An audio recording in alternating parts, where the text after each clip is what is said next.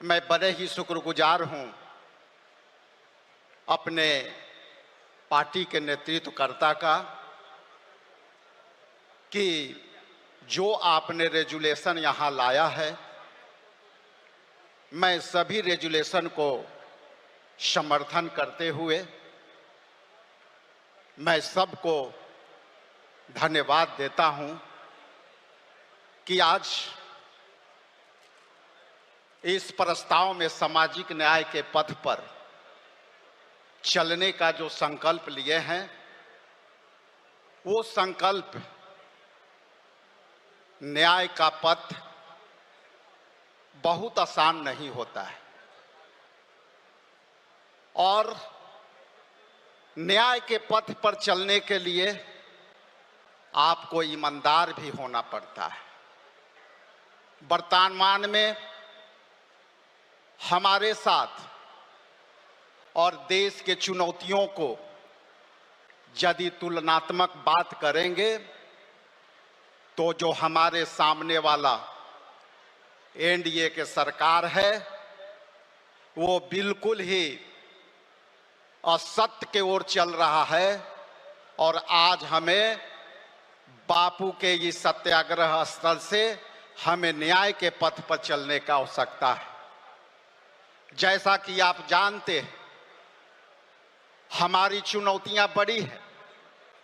एक तरफ हम बाबा साहेब के दिए हुए संविधानों को लेकर के हम उनको बचाने का संकल्प लेके चल रहे हैं, वो भी मेरे लिए न्याय का पथ है।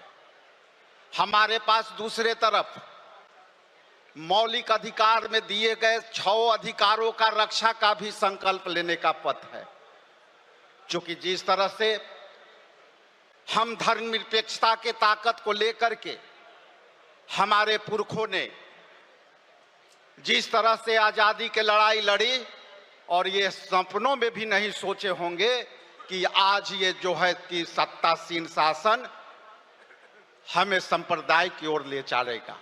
इसलिए न्याय के पथ पर चलने के लिए हम सब यहाँ इकट्ठे हैं और इस हॉल से बाहर निकलते हुए आपको जो है शपथ ले करके जाना होगा कि आपकी लड़ाई साधारण नहीं, चुनौतियों पूर्ण है। आपको डराने का भी काम होगा, धमकाने के लिए भी काम चलेगी, लेकिन हमेशा आपको न्याय के पथ पर चलना होगा।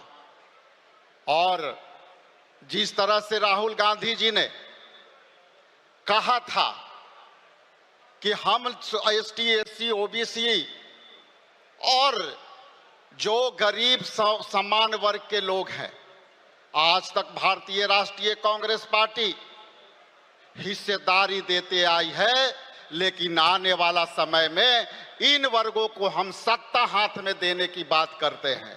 इसलिए इस मंच पर हम चुनौती लेकर के, हम संकल्प लेकर के यहाँ से जाएंगे और बिहार में परिवर्तन के बहार बहाएंगे।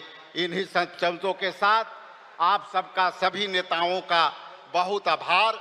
और मैं अपने बात को गौरवान्वित महसूस करता हूं कि आज यहाँ मुझे बोलने का मौका दिया। ये भी एक न्याय का पथ का प्रमाण है। बहुत बहुत धन्यवाद। Thank you.